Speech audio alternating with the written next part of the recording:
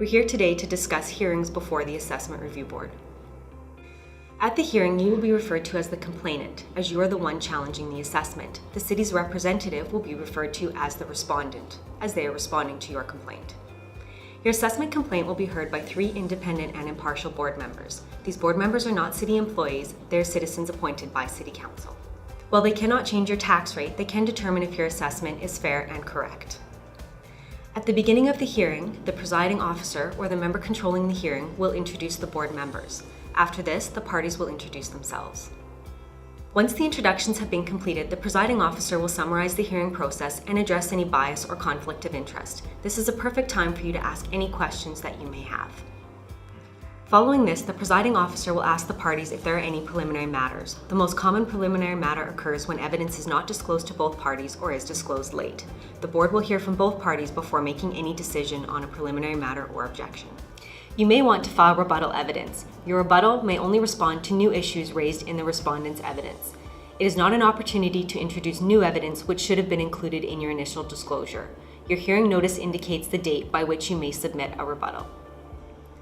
Bring 5 copies of your disclosure package to the hearing, 4 copies for the board and 1 copy for the respondent. Remember, you must not present evidence that you have not properly disclosed. If you do so, the respondent may object, or the board may simply prevent you from discussing this evidence.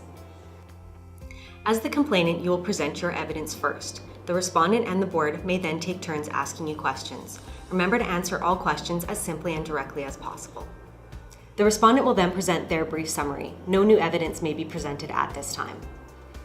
Here are some things to keep in mind. If you have any procedural questions along the way, please do not hesitate to ask the presiding officer. The presiding officer is referred to as Mr. or Madam Chair. The board has no prior knowledge of your complaint. A good presentation will provide relevant evidence in a manner that is easy to understand. Be clear and concise and avoid unnecessary repetition or irrelevant questions.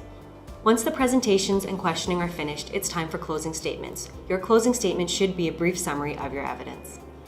You will have the final word at the hearing, and if necessary, may briefly respond to the respondent's summary. Once the hearing is finished, you can expect to receive a copy of the board's written decision, complete with reasons, in approximately 30 days.